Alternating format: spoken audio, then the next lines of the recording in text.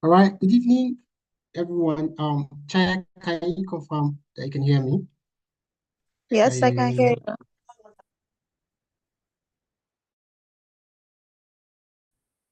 you. Hello, Chaya. Can you hear me? Yes, I can. You can go ahead. All right. Thank you very much. So good evening, everyone, and thank you once again for joining today's class. My name is Steve Godsingwako, and I'm going to be your moderator for today. So today we're going to be looking at inclusion, and we're going to learn persons with disabilities. We're going to have an interesting conversation today because we have an expert who is going to take us through the class.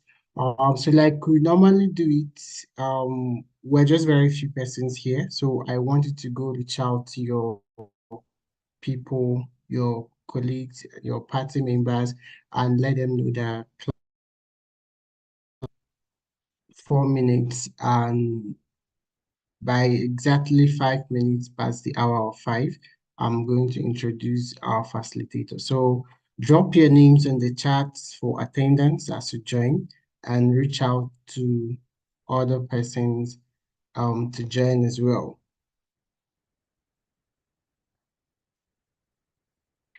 But today, just before we start, I think I want us to use the few minutes in between our starting time to just hear from one person. What was the take home? We had an interesting conversation yesterday, packed with a lot of information, and I know many persons were expired because our facilitator yesterday, she was very knowledgeable in the topic that we discussed. So I just want one person in a minute or 2 minutes to just share with us what was your take home yesterday? What was that one thing that, you know, shifted for you yesterday, and how will that affect your engagement going forward? Just one person, and I'm going to call name if nobody volunteers to answer. It's important that we make the class as engaging as possible. So Ayodeji Oyebanji, I've asked you to unmute. What was the one thing for you yesterday? I know you were in the class yesterday, so what did you learn yesterday? Just in 1 minute.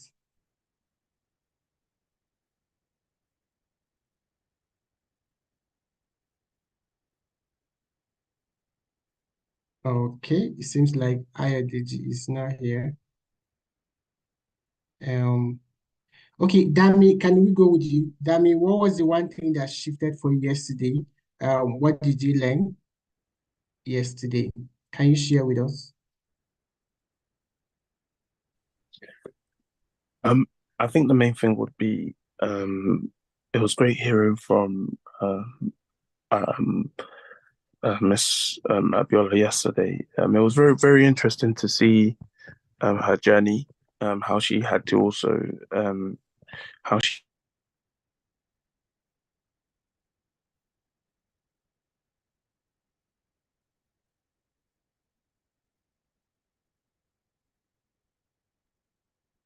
Okay, I think we lost Dami, his network.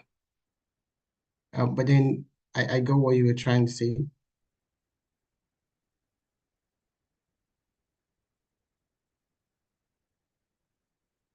Oh, you were muted. So sorry. no worries. I don't know. It just muted randomly. So what I was saying is, yeah, it was very interesting to see how she also had to use uh, mentorship and how she's leaned on other people's advice at certain times.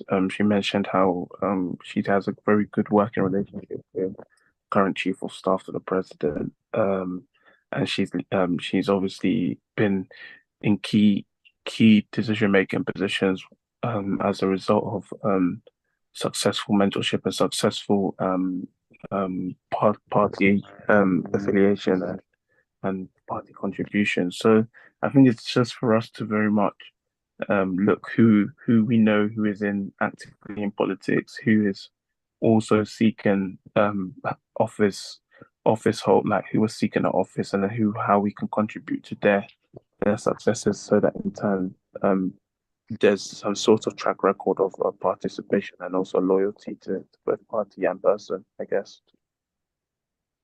Wow, that's great. Thank you so much, David, for sharing with us what you learned. So it's already time, and I want you guys to pay more attention. Just like yesterday's topic was, interesting challenges of young people in politics. Today we're going to be looking at inclusion in politics, women, youths, and persons with disabilities. And this falls directly within our demography, our constituency for everyone here.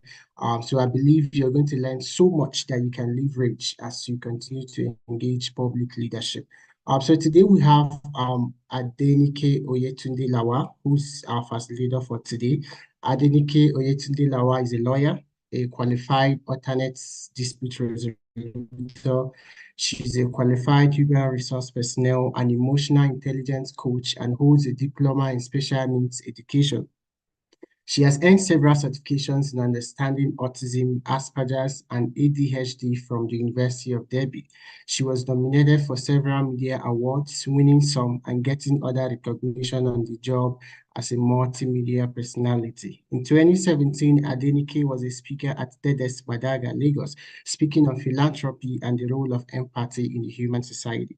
Her passion, driving conversation around the plight of disability in Nigeria, led her to establishing the Amputees United Initiative, a social group specifically for amputees.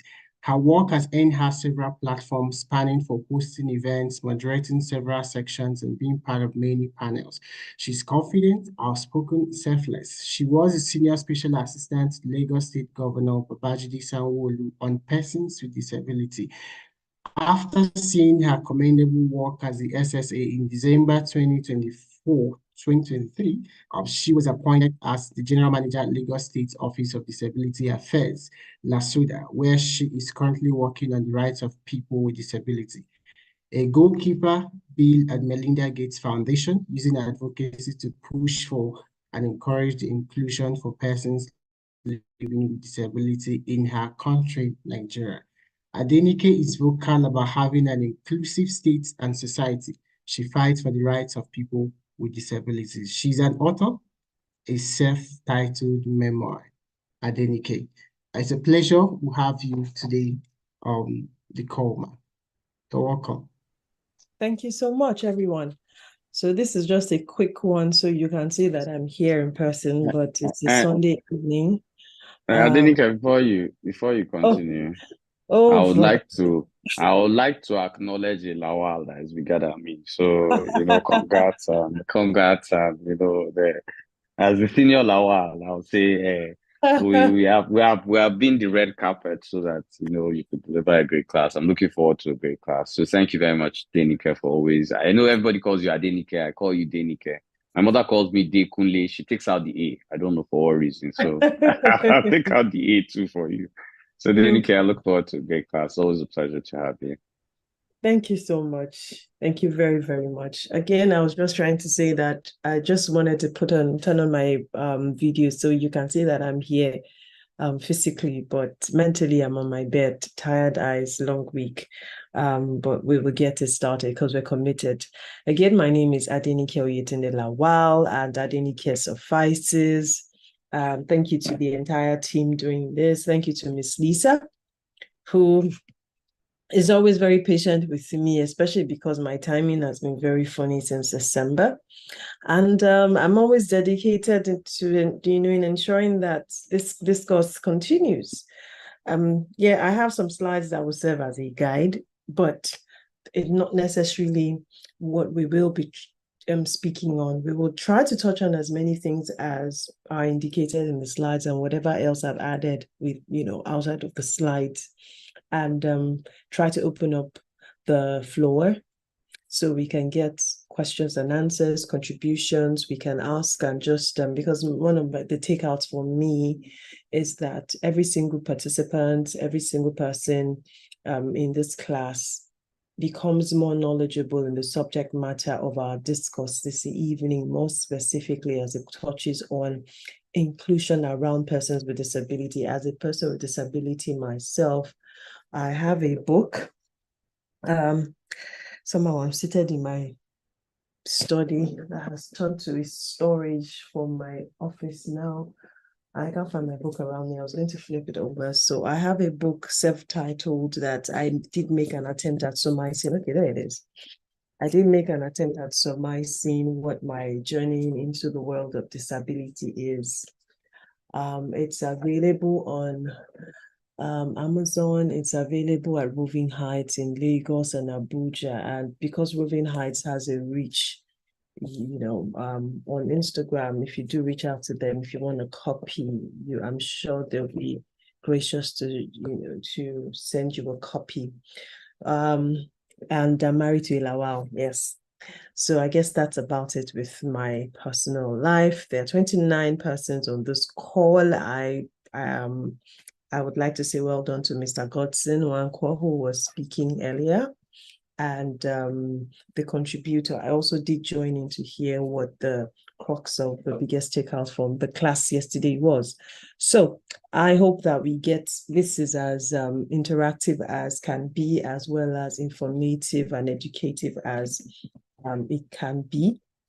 So let's get started. So my name again, Adenike, and I am the general manager at the moment. I'm the general manager of Lagos State Office for Disability Affairs. I assumed about 3 months ago, and past 3 months have been hard years for me. I'm sleep deprived, I'm tired, yet I'm very excited and gingered for more because of the amazing things that my team and I are working on. And I have a picture in my head, and that's a picture that I'm working with. I have seen pictures for many years, and I'm here now. So because I know I'm mightily helped by God, I'm very sure that most importantly, we're able to see this conversation around the cause of persons with disability in Lagos State, and most especially in Nigeria, evolve.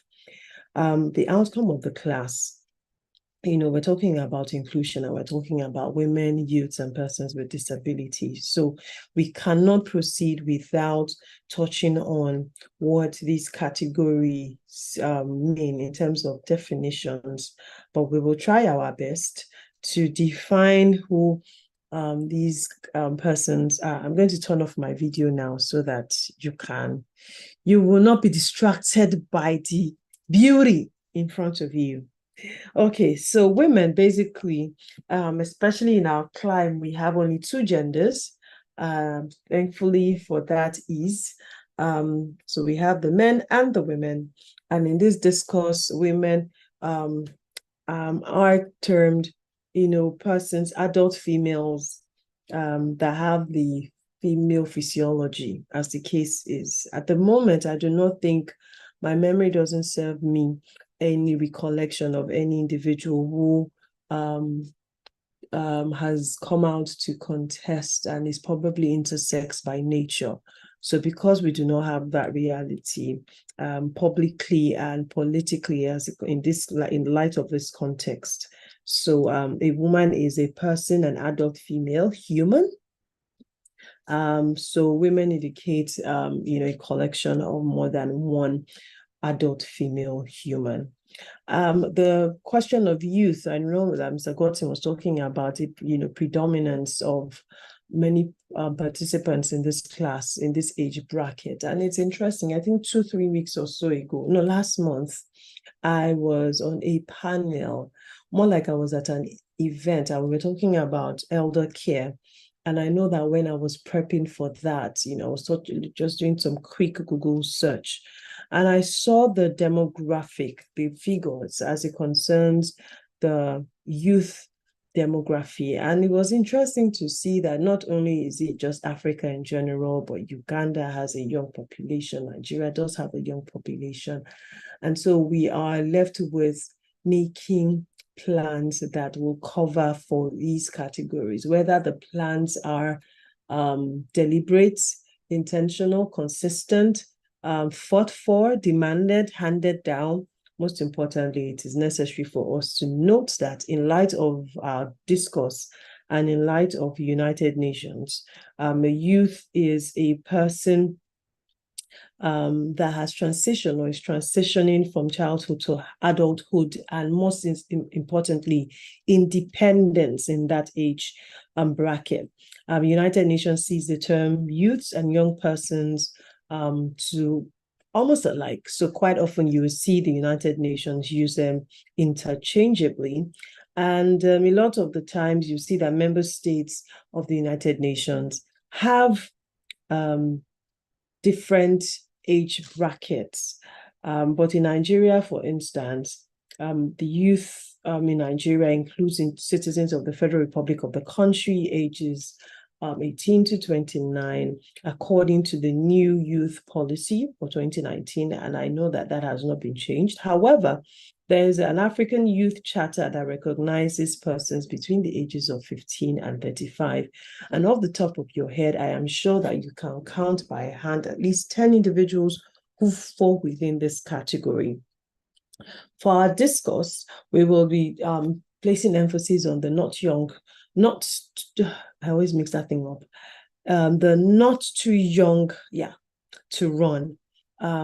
Sections 65, 106, 131, 177 of the Constitution of Nigeria that has reduced the age of running for elective positions for places into like the National Assembly and the House of Representatives, as the case is. And because we're also touching on inclusion for persons with disabilities, WHO has several definitions of persons with disability, but we'll rather stick with, disabilities that have to, defects, impediments, concerns that have to do with the physiological nature of functions of individuals. WHO estimates that there are nothing less than 30 million Nigerians with disabilities, as the case is. In Lagos State, we are working to digitalize that. So I'm sure that in the coming weeks, the project we're working on is going to run in 36 months. So I'm sure that during that and before the expiration of that, there will be cogent figures to say there are so and so numbers of persons with disabilities in Lagos, and these are the categorizations of the persons with various disabilities in Lagos. But as it is, unfortunately, we'll continue to stick with data close with that the National Bureau of Statistics has and the World Health Organization has given. The World Health Organization estimates that there are about 35 million, like I said, but the numbers are increasing to almost 30. I said 25, I beg your pardon, but I'm sure that is nearing 30. And if you remember very well that the former president, Buhari, signed into law the Discrimination Against Persons with Disabilities Prohibition Act, and current president, Tinubu, also signed our ratification of the charter some weeks back. So what it invariably means is that the Nigerian population, the Nigerian government, sorry, sorry, let me take some water.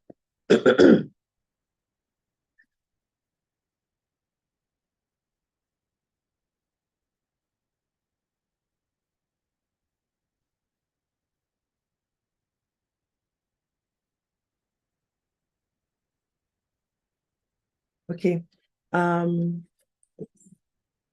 The current president actually signed the AU Charter on Disabilities sometime in October last year, actually.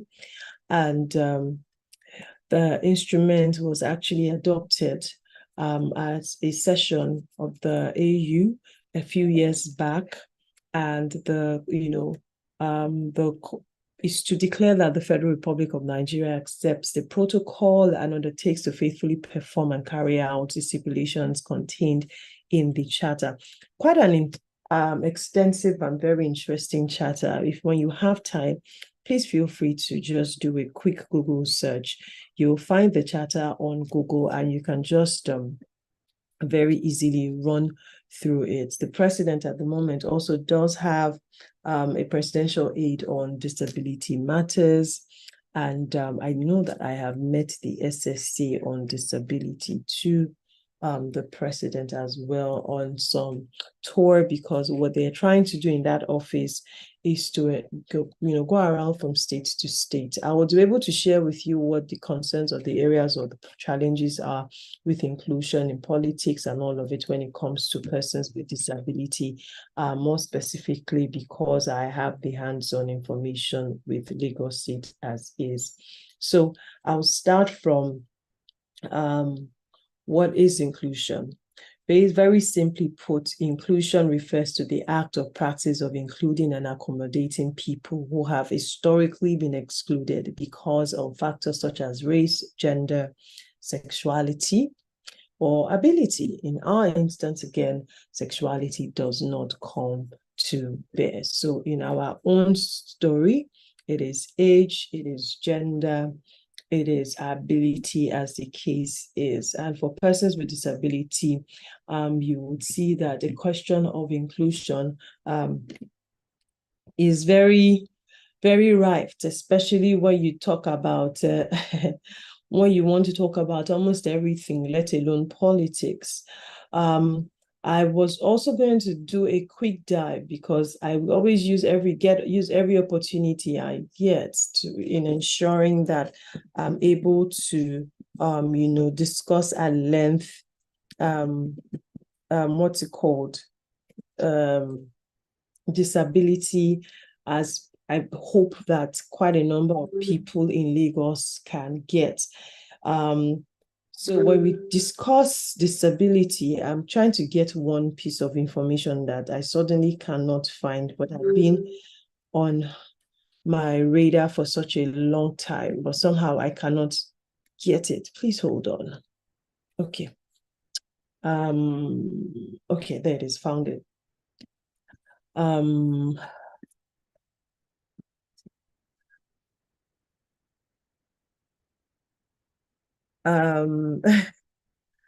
I forgot to turn off my notification for my messaging, so they're sending me some messages. Okay, so when we talk the inclusion, let me give you a typical example, because these are arrived conversations or terms that the entire world is using, terms like diversity, equity, and inclusion. And I saw something on Instagram that caught my attention, and I've continued to share it, and I'll quickly run through it. It says, diversity asks, who is in the room? Equity responds, who is trying to get in the room but can't? Whose presence in the room is under constant threat of erasure? Inclusion will then ask, have everyone's ideas, let me take that again. Inclusion will then ask, have everyone's ideas been heard? Then justice will respond, whose ideas would be taken as seriously because they aren't in the majority? Then diversity asks, how many more of pick any, minor identity, and ask when last this was done? Equity responds, what conditions have we created that maintain certain groups as the perpetual majority here? Then inclusion then goes, is the environment safe for everyone to feel like they belong? And then justice challenges, whose safety is being sacrificed and minimized to allow others to be comfortable, maintaining dehumanizing views? So simply put, equity is creating a safe and a fair structure in ensuring that certain categories of people that some people call different things, marginalized, disadvantaged, special needs, persons with disability, differently abled people, what else have I heard?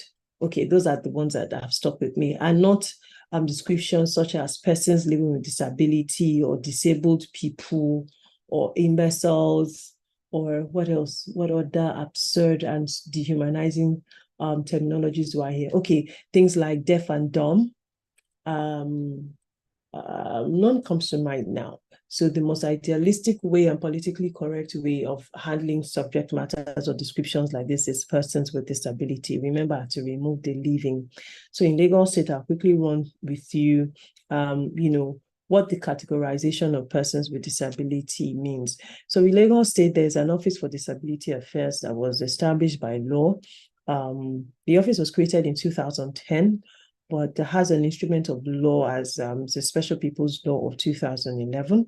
and has been in existence since then. The office, as at today, liaises with administratively what we call clusters. So clusters are just administrative blocks of different categorizations of disabilities, and I'll run through some of them. They include and are not limited to the deaf, the blind and the deaf that are called Usher syndrome, those with physical disabilities, dwarfs or little people, people with albinism, persons that have survived leprosy, spinal bifida concerns, persons with special spinal cord injuries association of Nigeria. There's another new one called the Special Physical Initiative. Now, this categorization, like I mentioned, is just for administrative structure. Case in point, if Electoral College reaches out to say, we want to take the subject matter of electioneering to the grassroots, we want to engage them, and we would love for you to connect us with persons with disabilities. So great, no problem. Here are the cluster heads, and these are their numbers. Because you see that some people are maybe deaf, you can tell categorically, what's it called? That you cannot communicate with the deaf via text message or voice note. So you would rather just send a message. So when they say, oh, yes, we would love to have your subject. We would love you to teach our people about elections and what it is. We meet on so and so day at so and so. You show up there because it's their association. Very ideally, they would have their sign language interpreter who will do all of the interpreting for you, and then you're home and dry, and you take that subject matter to them, and you are fulfilled. Why? Because on that particular day, you've been able to successfully interact with individuals from the deaf cluster.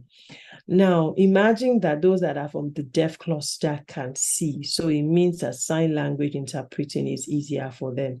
But then imagine if such people are also deaf and blind, I beg your pardon. So how do you communicate?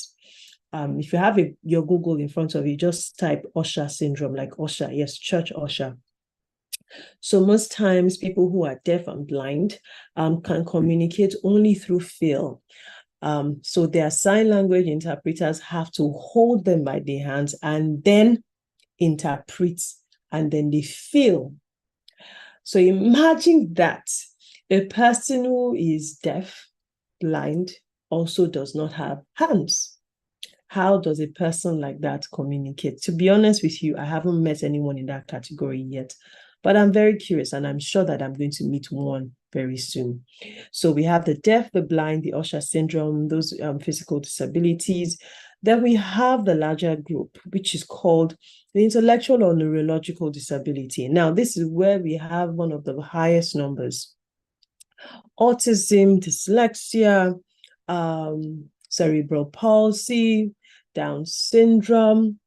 That is where we have them. And as you might imagine, because it's neurological, this is one of the toughest and hardest clusters to, one, manage, provide care for, and also interact with. Unfortunately and sadly, majority of them, owing to the neurological or intellectual disabilities, cannot communicate by themselves. So have to do that through their caregivers, quite often their parents. So this is just a general overview of, persons with disability, and just to give you context so that we're better able to put this whole context of inclusion and politics and electioneering and government and governance and office of the people into a great context when we're talking about inclusion, as is our discussion today. So, Nigeria has signed quite a number of international instruments. I just mentioned the African Charter, with the current president did sign sometime last year. And there's quite a number of them. There is the United Nations, I'll get the name now, it's coming to me. United Nations Universal Declaration on Human Rights, International Covenant on Civil and Political Rights, United Nations Convention on Rights of Persons with Disabilities, the Continental Plan on Action for the African Decade of Persons with Disabilities, and on and on. Long story short is that all of these and more are basically just talking about protecting the rights, privileges, everything of persons with disability. I will give you a typical example. When I made an attempt at defining persons with disability, I did talk about physiological functioning of these body parts. Now, people like those living with the sickle cell disease, or people that have autoimmune concerns like lupus, are also asking to be identified as persons with disabilities.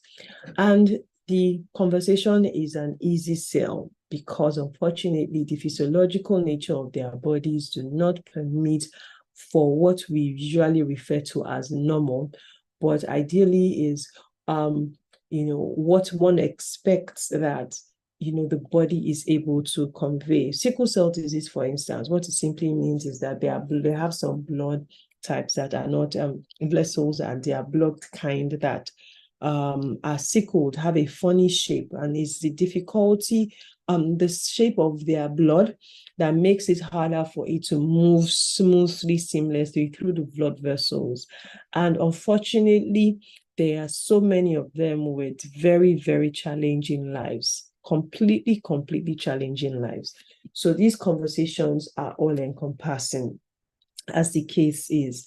The Electoral Act, for instance, Section 56 guarantees for full participation of persons with disabilities in Nigeria's political and electoral processes. And like I said earlier, the former president actually signed into law the 2019 National Persons Disability Act, and on and on and on. I've also taken time at explaining what the general concept of inclusion is. For persons with disability, like I've mentioned, and the categorization I have given to you, you will see that exclusion is very easy, especially because it's not a front burner conversation for almost most people. Until and except you are either living with a disability yourself, or you have an immediate family member who themselves is living with disability, very rarely is it a front burner conversation. Things like sign language interpreting has become mainstream in countries like even South Africa. It kickstarts sometime this year or next year. In the UK as well, these countries are saying we want to make sign language interpreting national language, mother tongue, like we call it, because they are moving forward. So if you have a child who is really young, and you want to build a global citizen, I would encourage you to look at the option of also learning sign language interpreting. It takes your child to a different place altogether and opens doors that you never, even as a parent, thought possible because of it. So this categorization for women, youth, and persons with disability leads us to what the barriers are when we talk about inclusion. And imagine that a person, unfortunately, who is 22 years old, has no neurological capacity to even optimally live. Without a doubt, you would attest with me that in that instance, such an individual sadly cannot, register to vote or be voted for. Quite often, many of them function only through the help of their primary caregivers. And often parents, their parents are usually their primary caregivers. But in the context of women, concerns such as patriarchy, a system of society of government in which men hold the power and women are largely excluded from it. Concerns such as dislike. Yes, some people just intentionally just don't like to see the youth get into different things, especially in this time of being alive. There's a demonization of Gen Z. And I'll be honest to say that at a certain point in time, I also found myself almost getting, actually, I started on that trajectory, if I'm being candid, but I've had to catch myself mid-sentence and mid-realities to note categorically that we cannot demonize this generation. They are only asking questions that many of us have not been audacious to ask. So there's somehow a dislike of youth, there's somehow a dislike of women, and to be honest, a huge dislike of persons with disabilities.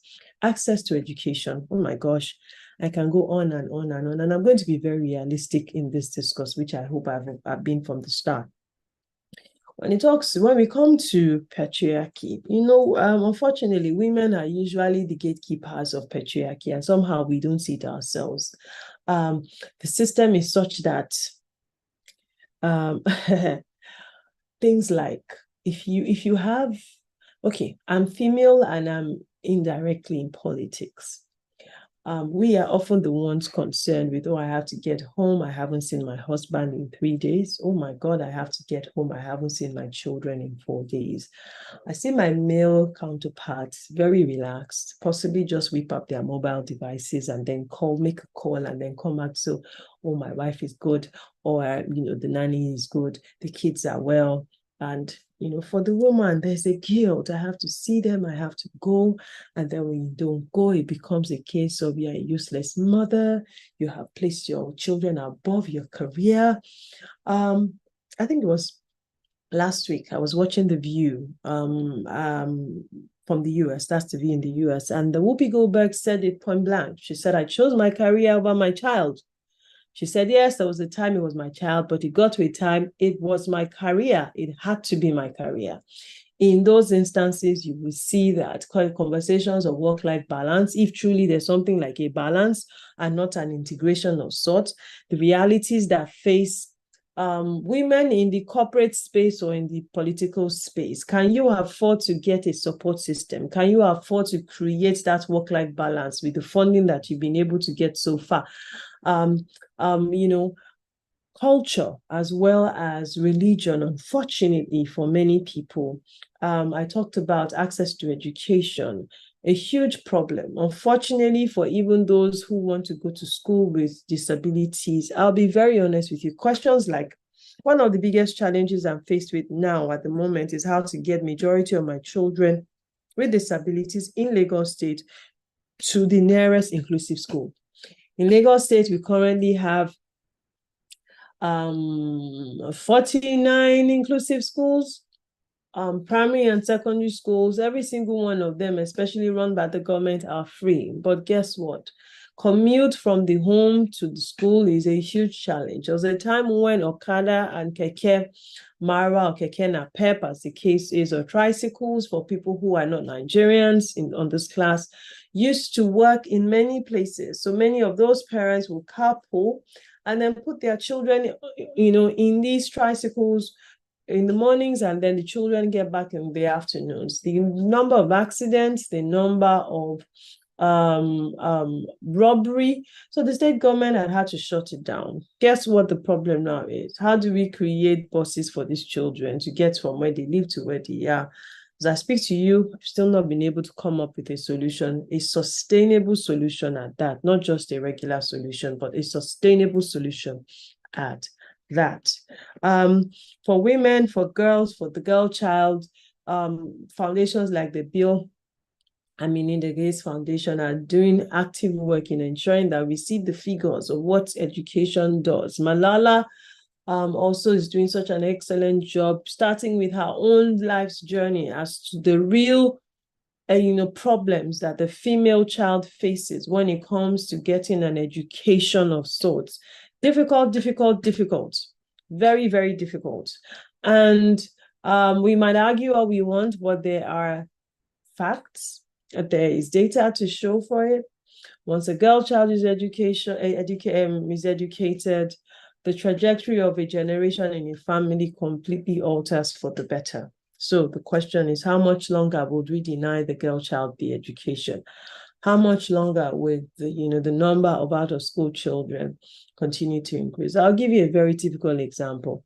A state like Lagos State has a migration crisis problem, a huge migration problem, a very huge migration problem. When you get on the field of play and you look at the out-of-school children, outside the ones that were born in Lagos and are residents in Lagos, we have a huge number of those children, immigrants from out of Lagos. So when you enroll them in schools, come back in another 2 years, there's a huge population again of out-of-school children. And the problem, I'm not sure, like New York New York has such a terrible migration problem. New York, there's this other popular one, Florida. Yeah. These states have not been able to find solutions to the migration issues. With Lagos State, for instance, what do we even do? Do we build a wall, for instance, around the border towns of Lagos and say, no, if you're not a resident of Lagos, you must go back. We need your information. This also touches on persons with disability. If you take a good conscious notice about the persons with disability that you see involved in street hawking or begging, you will notice that they're from a certain part of this country. My office, as I speak to you, does not know how to deal with the problem. We are even honestly confused. So I just give this as real life, real situation problems that we are faced with at the moment. I talked about weaponization of poverty. Or rather, let me connect the instance I just gave to weaponization of poverty, because again, to be candid with you, the government has its role to play. But unfortunately, the citizens also do have a role to play, a huge role to play. Is why it's easy for us to say poverty is why certain people have even agreed to cut off their limbs, because they hear that it's such a lucrative life. Yes, it's the same way with people sell their kidneys and blood and very easily fall back on poverty or lack of money thereof. I spoke on religion, religious practices. Religious practices discriminate against persons with disability vehemently. Low self-esteem is what makes certain people. Imagine a person with albinism also just being so despondent, very qualified on paper, very qualified intellectually, but because they lack self-esteem, sometimes genuinely justifiably, because through their lives, they've been abused, you see them being edged out from politics and election processing. Lack of adequate representation is why even when the youth gets there, the question is, what is the quality of youth that are involved in these representations when the opportunities are there? The lack of vision of succession plan. And in politics and inclusion is very fascinating, because somehow every Nigerian, I take that back. Somehow quite a number of Nigerians believe that political legacies only happen in Nigeria. I always laugh. If you're following the American election as loosely as I am, there's a candidate called Robert Kennedy Jr. He's of the popular Kennedy family, and it's a thing of legacy.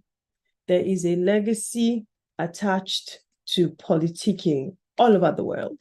So it's not a Nigerian problem. So the next time you want to argue with anyone, don't say it's only in Nigeria. Not only is it not only in Nigeria, even the question of tenure or term in office. People like McCartney in the US has just said, I think sometime last month, if my memory serves me right, he said he's not going for re-election. He's 80-something. He's been there for so long. Even their current president, Joe Biden, was there for so long. Former Speaker Nancy Pelosi was there for so long. So these things are not Nigerian issues. It's just an issue of politics. And I don't think the world has been able to find a way around it outside of dictatorial style, which in itself also defeats the whole essence of honest democracy. And I use those two words deliberately. Lack of interest. Yeah, many people are just not interested. Many women are actually not interested, because why? Politics is a dirty game. You will die. You will lose your life. Oh, even if you don't lose your life, the way they will mess you up, they will drag you. Oh, they will mess you up. They will spoil your name. Your integrity will be so soiled. Your shekiniko. It's, yeah. These are the conversations that I had. Lack of interest with the youths. Why should I? Why will I? What's my business? Even if I say I want to do it, can I afford it? That's another point, though.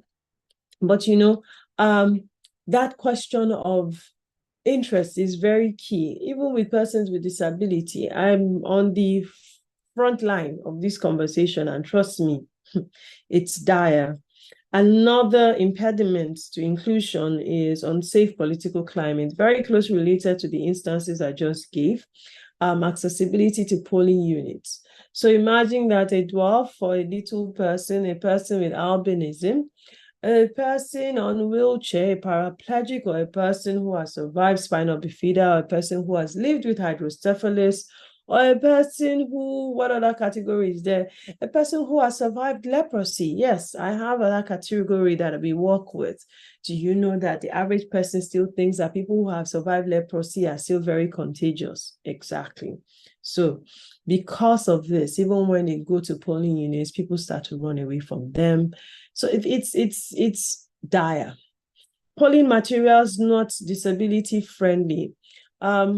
And I must state here very categorically that INEC has taken some steps, I will be honest, in the last 2 election cycles, ensuring that we have Braille, we have magnifying glasses, and the question of if we're able to deploy sign language interpreters to polling units, realistically, how many sign language interpreters do we deploy to how many units?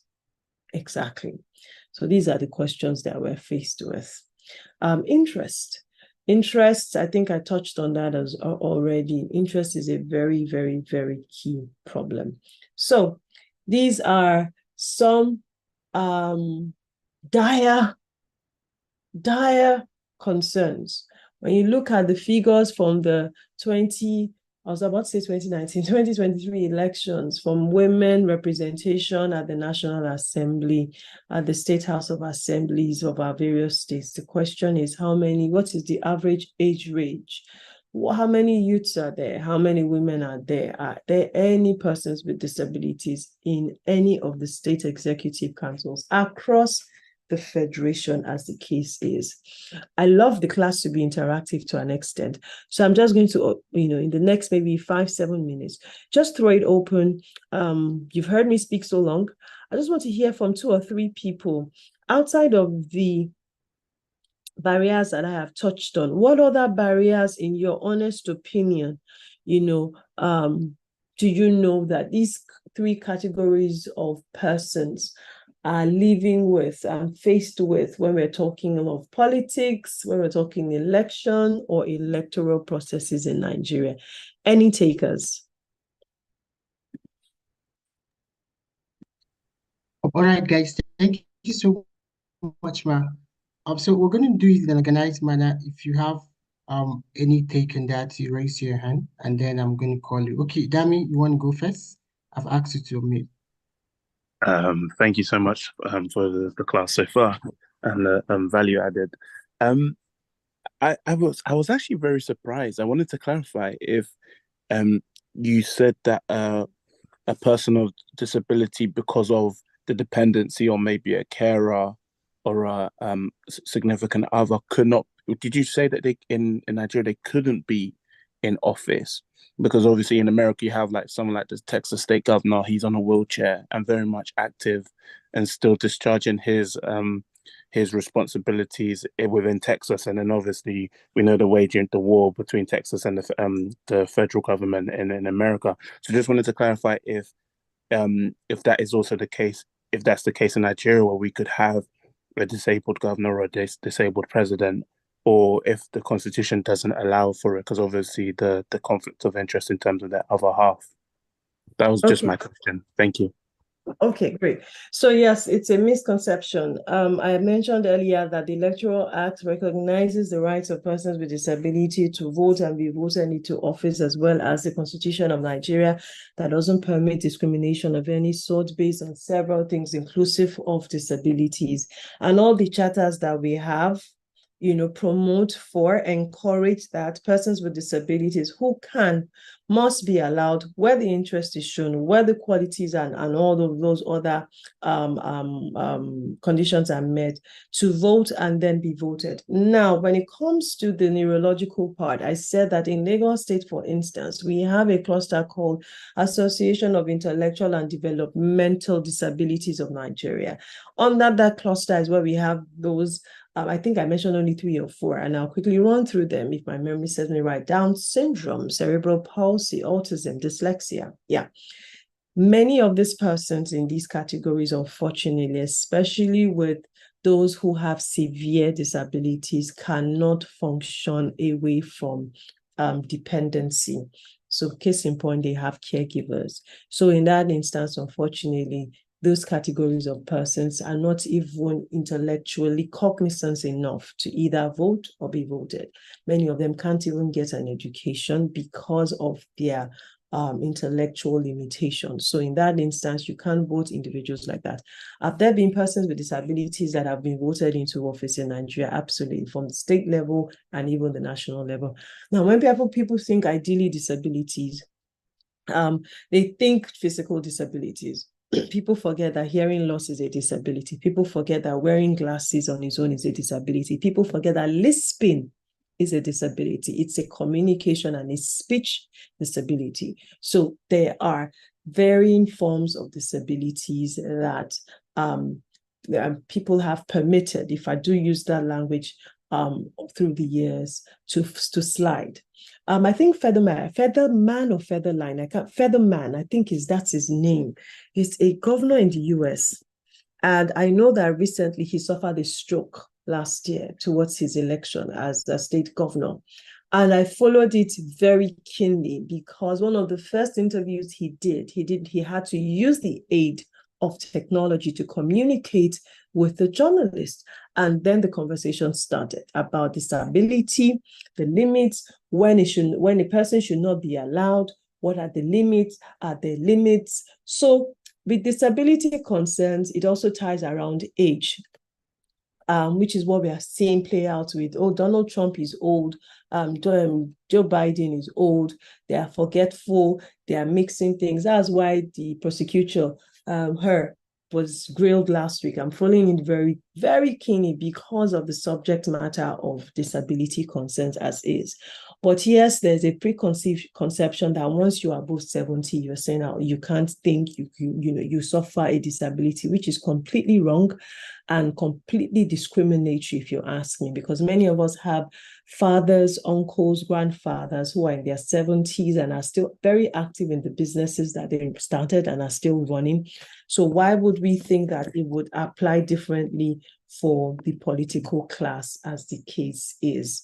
So yes, there are a category. Unfortunately, the neurological and intellectual disabilities live with a reality where many of them cannot function away from their caregivers. Stephen Hawking was a different ballgame entirely, because somehow the debilitating nature of the disability that he lived with, for instance, did not impede him from his intellectual capacity. So with disability and neurological and intellectual capacity and disabilities, for instance, it's very funny. There are persons like Stephen Hawking whose physical bodies are not able, but their minds are so sharp. And there's the other category whose physical bodies are able, unfortunately, their minds cannot.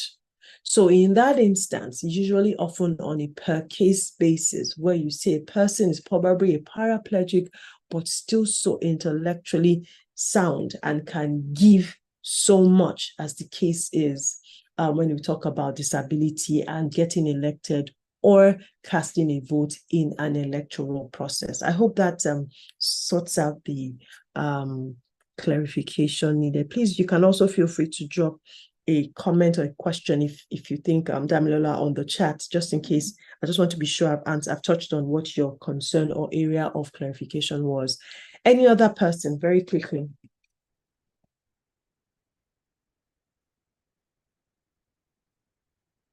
Do we have more people? You can drop on the chat as well if you're not able to talk at the time, maybe because of your background. Okay, that makes it perfect. Thank you. Okay, awesome. Thank you so much. You're welcome.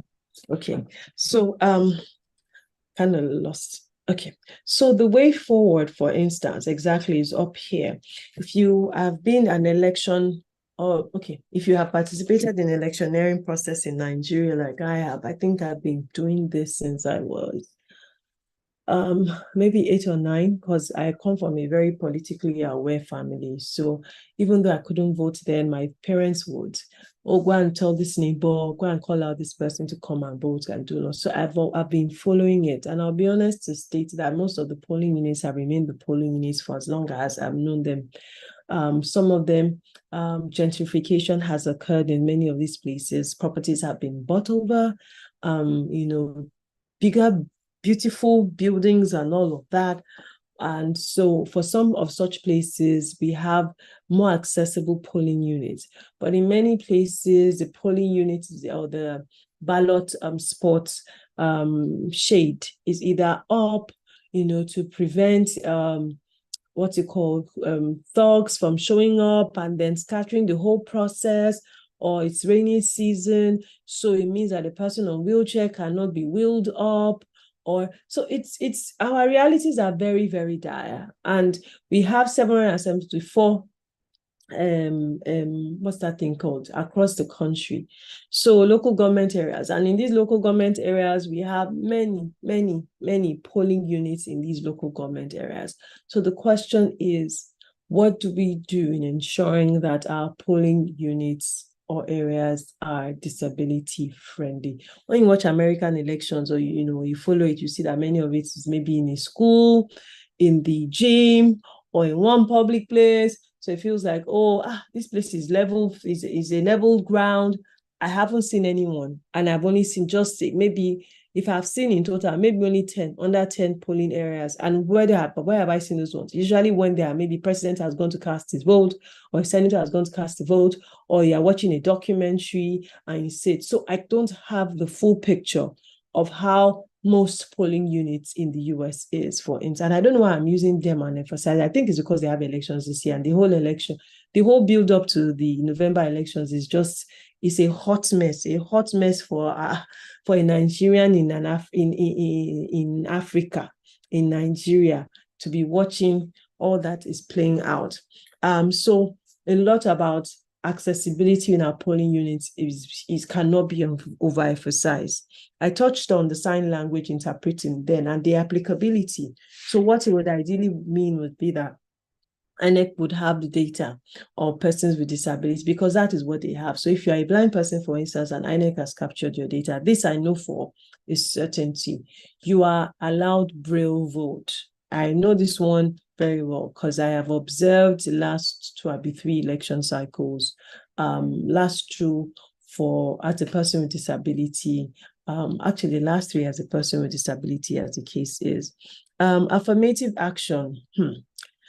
This is big grammar.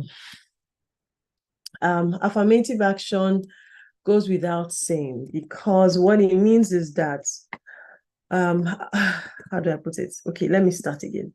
International Women's Day just ended, and I have a sister from the abroad, like we like to call it, over at ours, and whilst we were making lunch this afternoon, I don't know what upset us, just I talk about IWD. I said, yeah, we're back to status quo. So many companies are now not only recognizing IWD, but are now also doing stuff. But when you go inside, you realize that it just feels like it's lip service. So affirmative action is basically like a targeted set of procedures, right?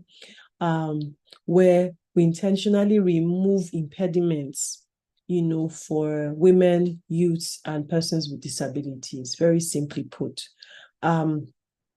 And except these things are done, it makes it harder for a certain category, these 3 categories, to get an increased number in these places. So until we have affirmative actions in these places, it's very hard. It's going to be very hard. An example of affirmative action that comes to me very easily is diversity, equity, and inclusive stance that universities, for instance, in the US take when it comes to Black students, which the Supreme Court has done a lot of justice or injustice to in the past, maybe 6-8 months, as the case is. So affirmative action goes without saying. We must, like, it's very important. So when you are doing employment, for instance, you're saying, oh, are we going to take, job at ensuring that our slots are open specifically for women? How do we intend to get more persons with disability who are qualified into roles that we're trying to fill? How do we ensure that the new crop of employees we're trying to get on board, or people we're trying to engage on in this project, are within this particular age bracket? If we are not putting certain strategies or procedures where we're actually targeting and saying, okay, from the automation of the application process, for instance, it automatically just sends you out once you click man, for instance, and it's okay, woman, continue, age, do you have a disability, and on and on. The other thing that can help with correcting these dramas is inclusive budgeting. And basically, it's just when you engage and you consult with women, youths, and persons with disabilities. That's just the simple, explanation. It's more like a participatory budget where you are saying, what do we do specifically? I'll give you a very realistic example. In the Lagos State government, I'm fighting for and working towards ensuring that every ministry, department, and agency does actually have an inclusive budget that caters and covers for persons with disabilities currently in the employ of the Lagos State government. Lagos State government has almost 20,000 employees, and unfortunately, we have about 500 of those living with disabilities. Are there more people living with disabilities that are seeking employment? Absolutely. Sadly and realistically, unfortunately, quite a number of these persons are not qualified to be employed. I'll give you a typical example. The nature of the disabilities are such that even when you sit down with persons with disability and you ask them very blanket question, where would you rather, want to work that will give you optimal satisfaction, that will make you the most productive and will also help on your career path? Sadly, quite a number of them prefer administrative processing, unfortunately for us. And the realistic question is, how many people can we fit into administrative roles in the Lagos State government as persons with disability? When the agency was created, the purpose was that persons with disability will be spread across the MDAs. An agency I inherited a few months ago, unfortunately, has over 50 members of staff and support staff with one form of disability or the other. I'll be honest to say, unfortunately, it is not working. Very case simple. When you hear the 50%, you go, that's not bad. Great. But guess what? I'll give you a typical example. Imagine that in a department, the head of department is a person with disability themselves. And sorry, someone just sent me, one of my others just sent me a message. Okay. The head of department is a person with disability themselves, and 2 other members on their team, maybe 2 of them are full-time staff and maybe 1 or 2 are support staff. All of the other persons are persons with different forms of disability. I'll give you a very typical example. Majority of them are maybe people with physical disability, and maybe 1 is deaf or hard of hearing. Honestly speaking, the nature of the department will determine how best these people can work. And sadly, because there are already limitations, if it's a department that needs physically active people, you and I know that what it means is that the department will not be working optimally in this regard. So I have a problem on my hands. I do. So these are the realities that I am now faced with. So I guess that these are just some of the instances that I did write in my note in my slides as what I believe can help towards the way forward. Like I did with, what other problems exist in terms of barriers. I would love for 2 or 3 people. Please, let's do it orderly, like Mr. Godson said earlier, by show of hands. In your honest opinion, having heard me speak for about an hour now, how best do you think we can move forward towards including women, youths, and persons with disability? If you don't raise up your hands, let me open your participation list. I shall be calling your names one after the other. But yes, I'd actually prefer for volunteers. In your opinion, how do you think we can move forward in including these categories, 3 categories of individuals in our electioneering, electoral, and politicking processes? Right. Oh, Musa, I saw your hand up. Can you go ahead and act? I've asked you to mute. Okay. Good evening. With respect to youth, women participation in politics, I think a lot of measures can be put in place so as to promote their more inclusion of youth and women, ranging from number one, the most important thing is creating an awareness. Like for instance, before joining electoral college, I think it is something hard for a youth to participate in political process in Nigeria, considering a lot of barriers. But I think by now, I feel that if there is an avenue that can create awareness for the youth, I think a lot of, like the way we are now currently, I think all of us in the electoral college have believed that we can make the change and we can participate in politics. And by reducing or subsidizing the rate of purchasing forms and other things, and I think, let me just stop here. These 2, I think, can contribute enormously in terms of involving of youth and women in politics. Okay. Any other person or persons?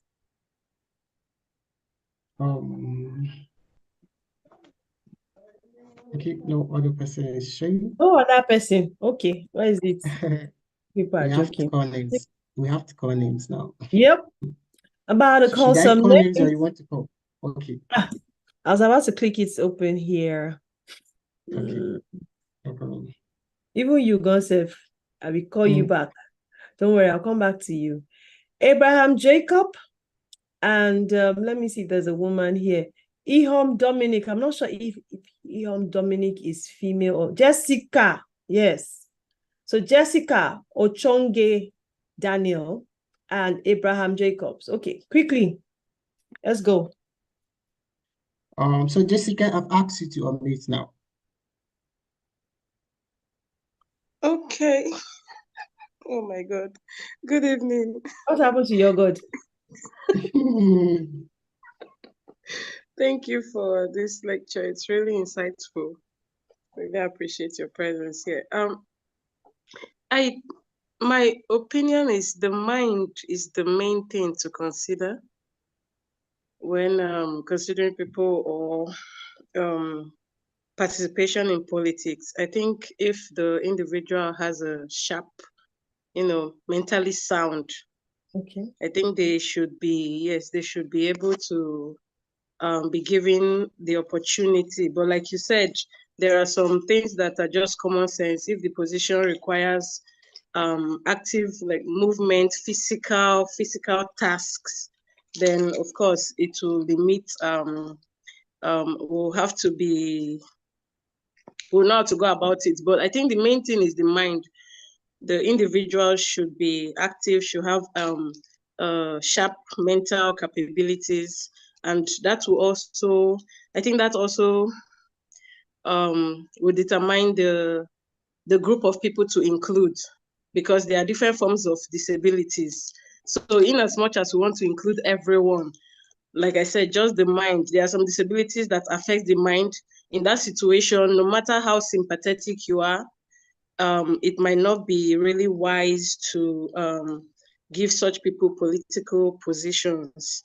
But as long as the mind is active and they have active people that can support them, that can work with them, and they have their own ideas, they know how to do things on their own. So they know how to think for themselves. I think they should be given the opportunity to participate in political activities. That's my view. Okay. All right. I can't actually speak. Let Mr. Abraham Jacob speak. Oh. I think he dropped the chat. He said, I can't actually speak at the moment. Oh, you're in a noisy place. I guess. Okay. So he's asking the question. Should I read the question? Say that again. He asked the question, so I don't know if I should read the question now or we go to someone else and later come back. Just hold on. Let me see his question.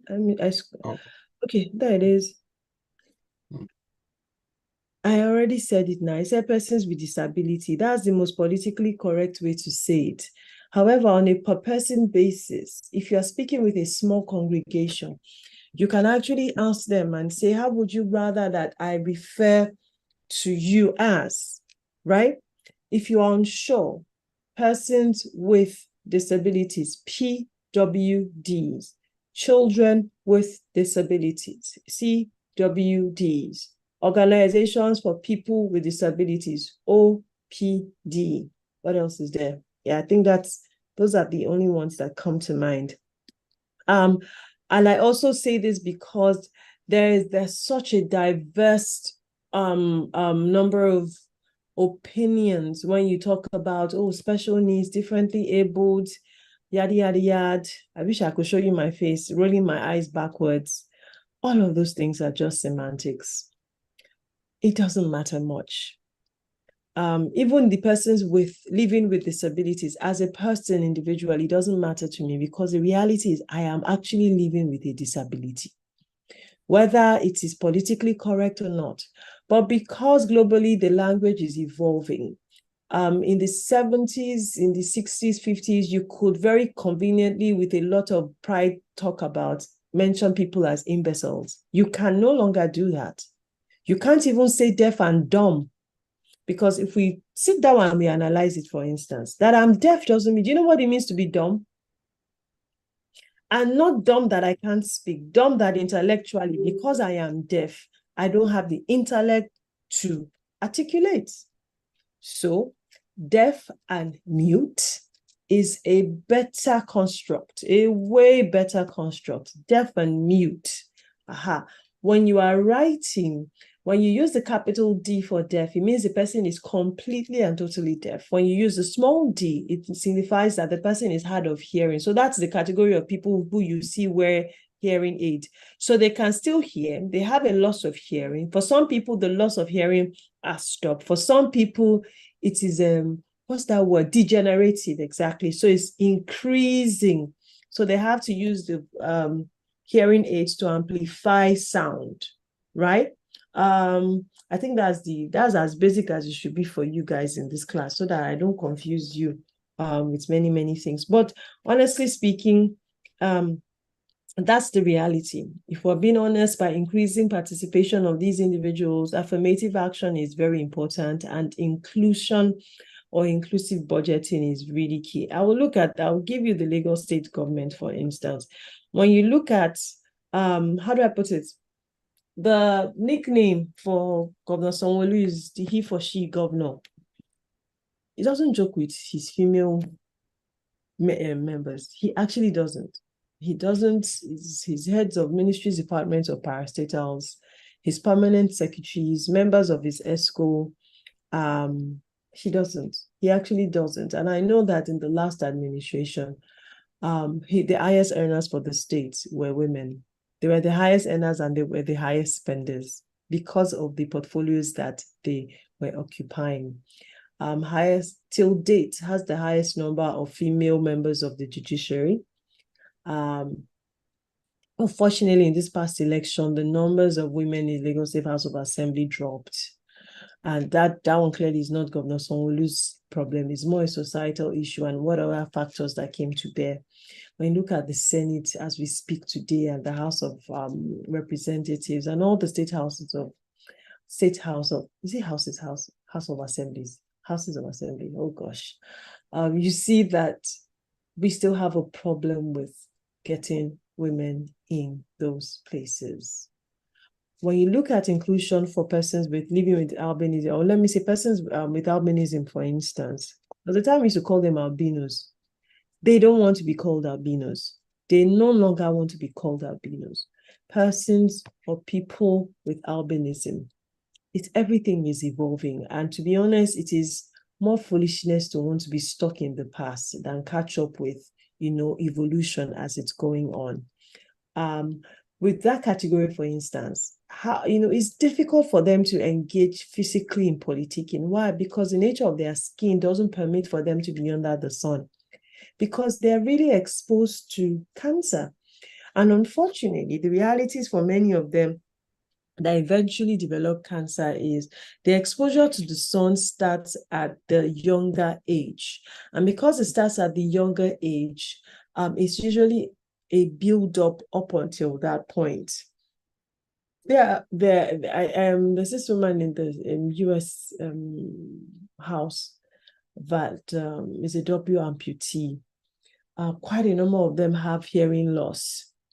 But with intellectual disabilities, with what's this man's name that has frozen twice?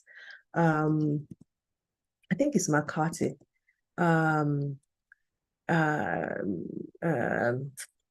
Sugar. No, it's not McCarthy. Let me see. Let me just Google politician in the US who has, you will see that. Thank you, Mitch McConnell. And I remember watching one and I'm, being so scared, unsure whether he was having an active stroke on live television. And the thing about disability is people forget the subject matter, like I said at the beginning, until it hits home. When in reality, you really don't have to wait till it happens to you for us to consider it, because I promise you, with acquired disability is really fascinating. Really, really, really fascinating. With people like Mitch McConnell that are freezing on live television. I don't even know what, I don't think he's actually till date disclosed what the condition is medically.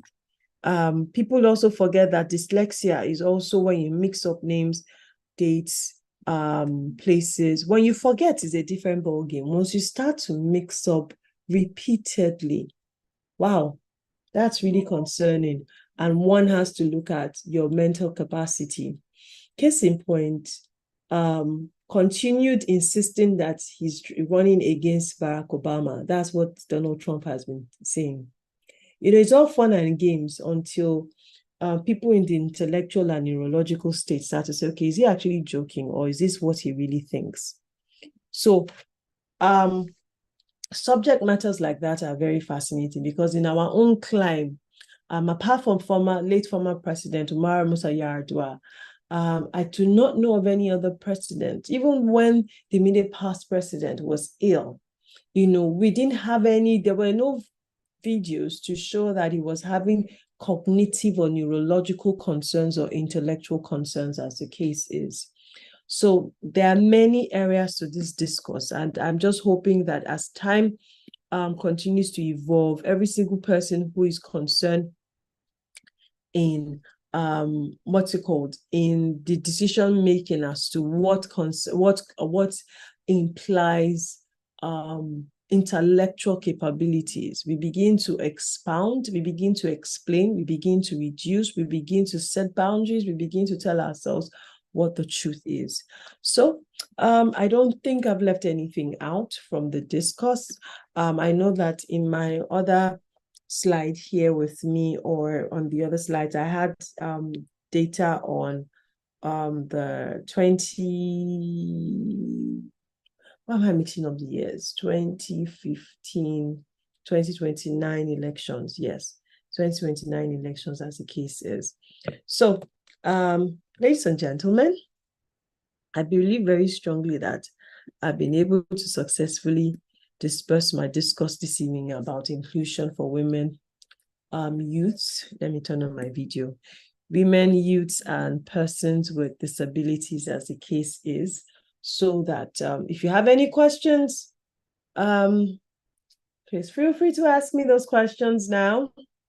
I will be here if you have any contributions, but I must actually thank Mr. Dami, who spoke twice, Ms. Jessica, who was appointed, and Mr. Abraham Jacob, who said he couldn't speak. It is well. So if you have any questions or contributions, please let me see. Solutions. Conversations such as poor literacy should be taken down to basic levels, such as education captured in our curriculum in practical. I'm sure it will go absolutely. I don't even discourage it, but let me be honest with you. Before you can get on the curriculum, my brother, you know that needle of camel passing needle eye. Yeah, it's trust me, it's such a Herculean task, because I have started conversation as it has to do with curriculum for special needs, and I'll be honest to say that I'm kind of like giving up on that part, but I'm mightily helped by God. So before we get to the official curriculum, I think that the informal structure, like the structure I mentioned about getting into the clusters, the administrative groups of how persons with disability in Lagos operate, taking this discourse there, taking it in Pidgin English, taking it in Yoruba, taking it in English to say, this is, let's talk to you about politics. Let's start now, so that when it's time for elections, because we inundate that, unfortunately, those categories with so much around the election seasons that they don't want to see anybody. They don't want to see anybody that has not been there for them. And by that, I don't mean giving them stuff, but I mean people who have not been engaging them prior to an election year. So I believe very strongly, Mr. Kunle, Ms. Lisa, I actually believe that one thing that you might want to even include is field trip, that has to do with taking this discourse into the disability community.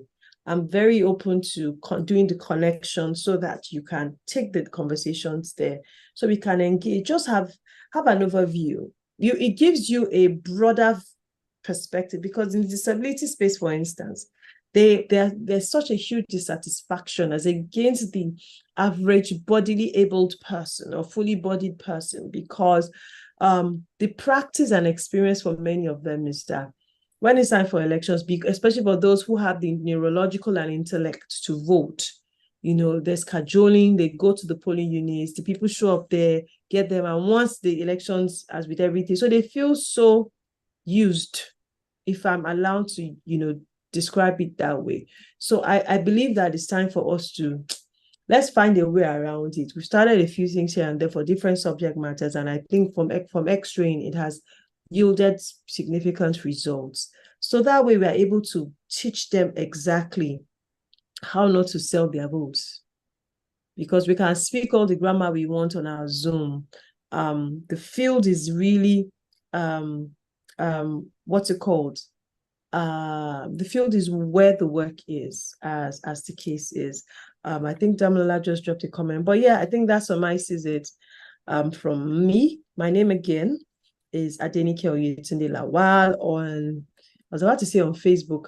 On Twitter, I am Adenike Oyetunde. On Instagram, I am at Adenike Oyetunde. On LinkedIn as well, Adenike Oyetunde. I think that's it. I can't see Mr. Dami's. I know I saw a comment. Okay, I didn't bring out my mouse, so my cursor is not allowing me. Please, can you read out what he dropped on the group? Okay.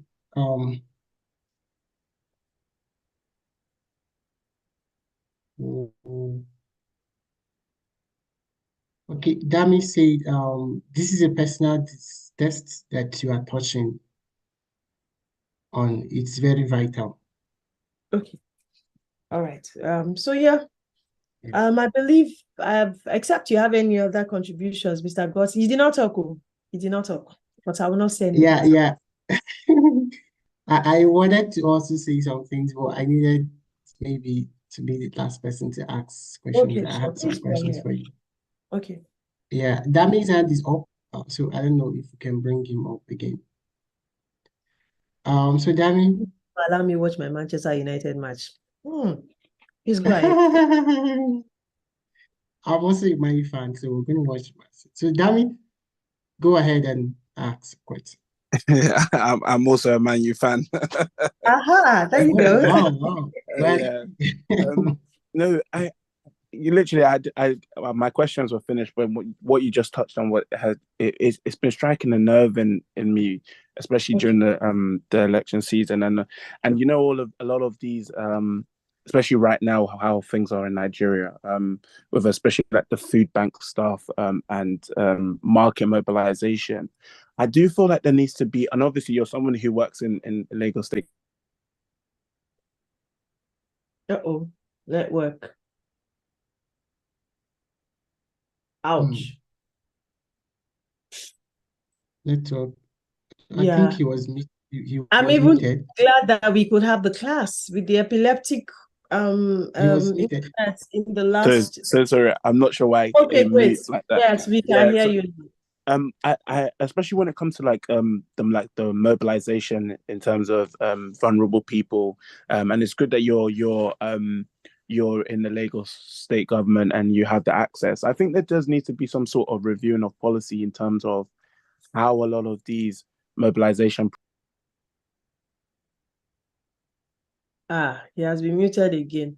Okay, so if I so I don't waste time. So what my team and I are currently working on is to amend at the moment. And amending the law, we can't do the amendment of the law alone. So what we've done is to work with the clusters and then get their inputs. So we've reconciled all the inputs from the clusters, and then we're going to have to open it up for players in the disability space to actually bring what it is. That way, it helps us to run ahead with policing and then monitoring. Now, like I mentioned earlier, my introduction part, the agency, for instance, was established in 2010, but came into law in 2011. And as you might imagine, personally, one of my pet peeves in the law is the punishment part, because I want to make money. And I know that with human nature, until there's punishment, unfortunately, for many things, we may not see the aggression with the change habit. So if, for instance, the law had stated that defaulters would pay 5,000 naira for every day of default, I want to increase it. So that way it serves as a huge deterrent. And to increase it, we have to amend the law. To amend the law, then we have a better opportunity to work on as much policies as we can work on. Now, don't forget that in actuality, with practice in government, you must take what is priority to you. You cannot do everything. I'll be honest with you. Now inside, and it's easier to see why many things have not worked, but it's also easier to see why things could have worked. So, the bestest tool anyone has with causing significant change in terms of policy is to build up to that point. Because I'll be honest to you, once the civil servants mean you, no matter how great you are, you will fail and fall flat on your face. So it takes time. That's where I'm getting at. You have to build the blocks little by little.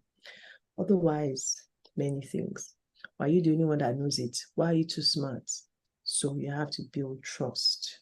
You have to sell something to them where they themselves are stakeholding in, and they're able to buy into trusting that should these things work and fly, the good far outweigh the bad. So it's a lot of wisdom. And I promise you, when you're about to sleep tonight and you remember the class, just say, God, I pray that you grant your daughter more wisdom, because that is the only place that you can get impact. People that have come before me have not been bad. It just hadn't worked. And if I don't want it to count against me like it's doing for some of them, your strategy has to change.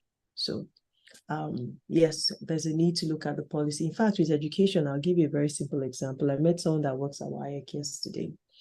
And I was telling him some other things that we had been doing. And the guy looked at me and said, do you know how hard I've been looking at how we can change the curriculum? I looked at him, I said, look at you.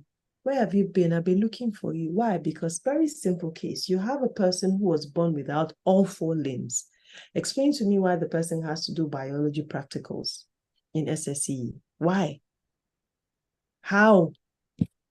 Why should a person, and now imagine that person has no interest in becoming a doctor or whatever it is. It's a different ball game if that person actually does want to remain in the sciences.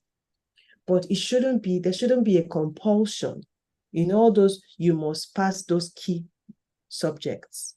So the effort it will take into working on individualized education plan is where conversations are getting to. And unfortunately, because it's at the exam level, it is only private schools that are able to provide the IEP for students. And the question is, how many families can afford this sort of education? So Nigeria is working. There are people who are exceptional, people who are doing so many amazing things, even in the disability space. I'm going to be very honest with you. But you see, the nature of man must rear its head, where everybody wants to be the one to take the accolades. There are many, all of us know somebody who's running a non-profit in the disability space. When you sit with them and you analyze it, you realize that many of them have phenomenal, landmark things that they've done. But because they had all been working in silos for several reasons, several experiences, the momentum that is needed, unfortunately, had not been reached. So we cannot take our hot-headedness, I know it, government people are always bad, they don't want to work. Once you get into that place and you enter that place, you will fall like a pack of cards, a huge pack of cards. And we've seen it over and over and over again. Ladies and gentlemen, this is where I take my, Damala, send me a message on Instagram. Mr. Godson, you said you wanted to ask a question very quickly. Yeah. Yeah, but I think you've touched some of the things that I wanted to ask. Basically, you just say something about this lack of synergy and collaboration between people. Across the country, there are many people doing massive things, but they are in small pockets. That coming together has not been there for us to actualize what we want to do. And I'm also looking at it from the aspect of inclusion, for young people in politics and for young women. Now, looking at the statistics that we have in our country, the young people are in the majority, whereas the people who make all these laws, that probably doesn't enable young people to come in, they are in the minority. Now, even the Not Too Young to Run bill has been signed into law. Now, the legal challenges has been solved, but not so much has changed in reality, right? Though we've had few successes, but then not so much has been changed. So what I'm now asking is, what do you think that we can do from our own end, because if we continue to advocate for these things, affirmative action, all of those things, they are very wonderful and marvelous, but then the results are not coming forth. So we need to organize from our end with our numbers and see how young people can get it. Because for me, looking at, like you said, all of the people that came before us, they've tried, they've worked so hard to deliver the kind of nation we have today. But then I feel that more young people are coming up with fresh ideas, and they probably be the people that will find the formula for sustainable development in our country. But then the barriers to getting into this place where they make this decision are just something, that seems like it can't be broken. Last year, I had a friend who ran for office. Okay, even the PDP and the APC reduced the forms for young people and women, about 50% slash. But then you also look at the problem of the delegates, managing the stakeholders, all those cultural barriers were there, and they couldn't claim the ticket. So my friend was so intelligent, he knew what he was going to House National Assembly to do. But then I remember we went for consultations, some of these guys, the elders, all those people that control our politics at local level, people that don't have quality information. Like for me, it was very unfortunate that it's really bad.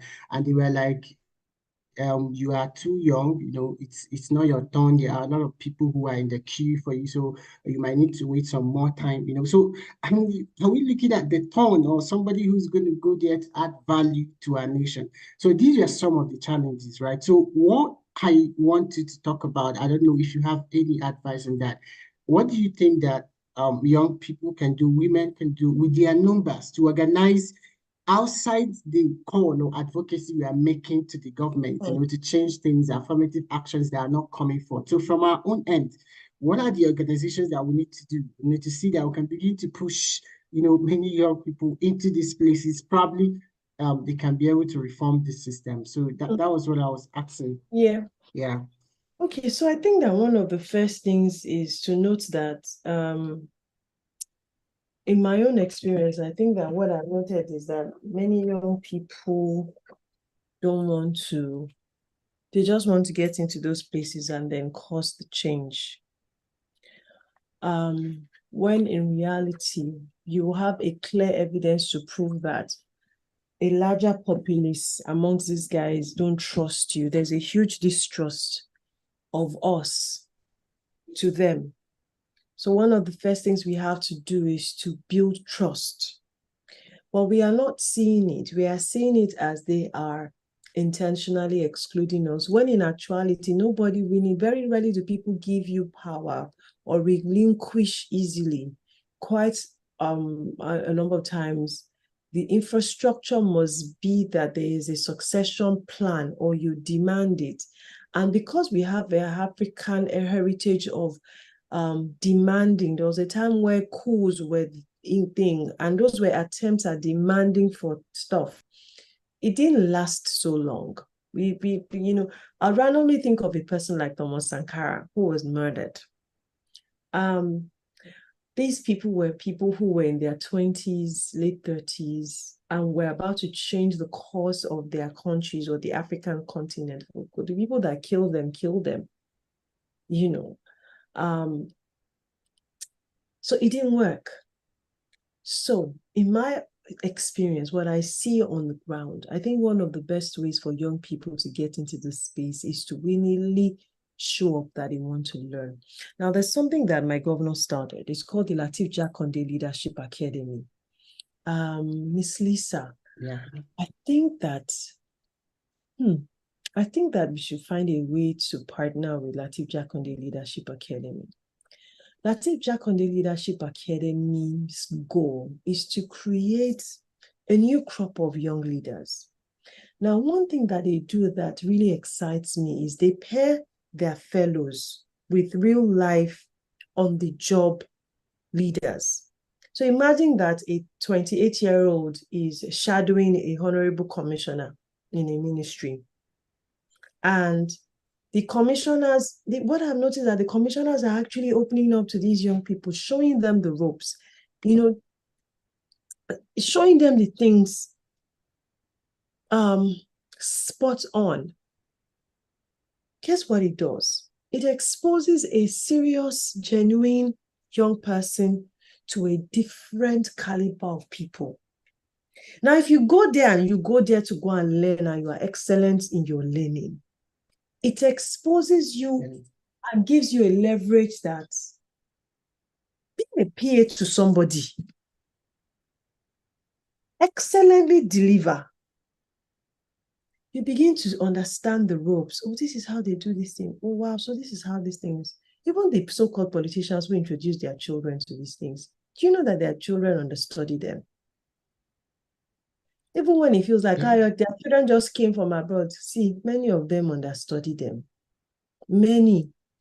So it's time for our youth to start to find a way. You don't have to do it every day in the week. We have issues of poverty. There's no money. There's no this. Create a structure where you are going twice a week, once a week. When you start to add value, you are not jumping, you are not you are adding value. First 2 weeks, you are studying, you are quiet. Before you know, you start to add value. Sir, can I serve as ma? Is it possible for me? They themselves will increase. The first is, what do you say you work again? Oh, I'm an IT person, so and so and so. What will it cost for me to have you in full employ here? Okay, so I currently earn 180K, but it'll be great if you double it. We can't double it too, but you know what? We can do 250. So your source of livelihood is not a problem at that point. It's covered. For some of them, because it's not like a mentor-mentee relationship, you get stipends in the middle. Before you know, they are giving you transport money. Before they know, they are giving you money for lunch. And you walk into the corridors that matter, where decisions are made. You are exposed to these people. You begin to understudy mannerisms. You begin to understudy the things that you don't teach you in business school or school of politics. The real life core things. When I go to certain places and I see some of those fellows in those places, yes, to be honest with you, some of them are just jokers, because reality, you can tell the ones that are serious from the ones that are just bamboozled by, the rooms they're in. But they are the ones that you can just tell this one is going somewhere. I believe, in my honest opinion, if we create avenues for us to start to get into places like that, we begin to expose ourselves into a world of different realities. This is my own personal conviction. Because if you come from the outside, these people already have an edge. They don't know who you are. They don't trust you. They don't know where you're coming from. So they're already, we don't want. What is it exactly you want to do? So this is what I believe will help, honestly speaking. And I'm hoping that, I don't know how the EAS will meet Mr. Because even for her, it's a thing of, do I know them? Do I trust them? Where are they from? Even if conversation starts this year, it doesn't have to yield anything particularly, but just say, this is who we are and this is what we do. Even getting her, Miss Lisa, even getting her to facilitate a session is an easy, ma, we see what you do, we like it, we like you to come and talk about leadership, and the young population, what you do, it's already okay. We have to find creative ways of getting in. And otherwise, to be honest with you, PDP cut it by 50% nomination. How many people were still able to actively raise the funds? So there are things that are already stacked up against a particular category, youth, women, and persons with disability. And until people like myself who live in disability go into different rooms and excel, we don't have the opportunity to bring others, not just carry them along the ladder, but bring them into the rooms where we are, so that we can say, yes, there are many of us like this. If you create the opportunities for us, these are the quality of things that we can actually bring on board. Yeah, that's just my honest opinion about it, honestly speaking, without trying to sound all dogma, 5 steps, 6 steps. From what I have noticed, this is what I believe that can actually help move us forward. Yeah. All right. Thank you so much. I just hope that we are also able to replicate the Latif Jakande Fellowship. I know we have Kashim Ibrahim in Kaduna. Yes. And for us in the Southeast, we've been advocating for that for states in the Southeast, for us to be able to have that. But then, like you said, those things, there are a lot of blockages. You keep advocating, you keep shouting, and maybe when they trust you, they can be able to create that platform.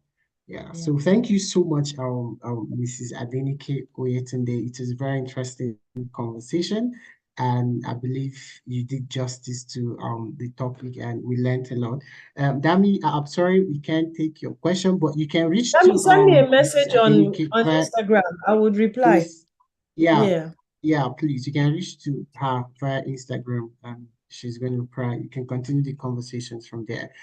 Thank you so much once again, Ma. We're so happy to have you, and thank you for always so much. coming around. Have a wonderful evening. Thank you again to Miss Lisa, Mr. Lawal, and the entire team. See you at the next cohort. Have a wonderful evening, everyone. Cheers. Bye. So thank you everyone for joining. It's been a long weekend, and I hope we've learned a lot from tax and governance, challenges of young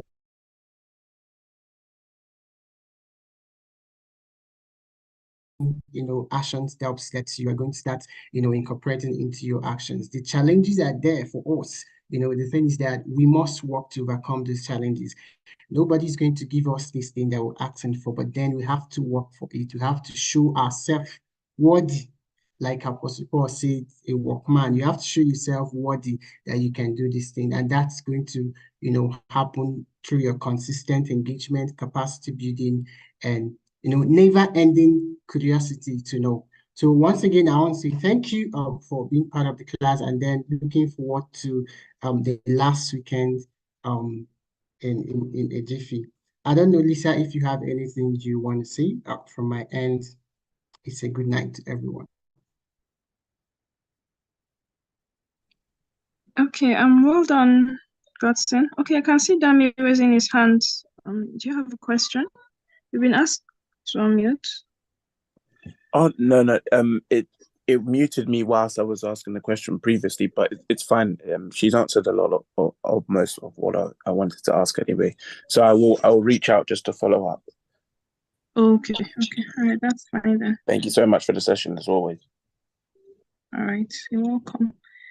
All right, thank you everyone. Your debates will be on Tuesday evening, and the presidential elections will be Wednesday morning. So all the best in advance to all the parties. And this new week, don't forget, is your last week. So I hope you're rounding off with your projects. Yeah, graduation is next week, Sunday. So we've come to the end of the cohort. Congratulations to you all. So please tie up the finishing ends of your project, and make sure you give your best in the debates and the elections coming up. So see you all on Tuesday, and have a great week ahead.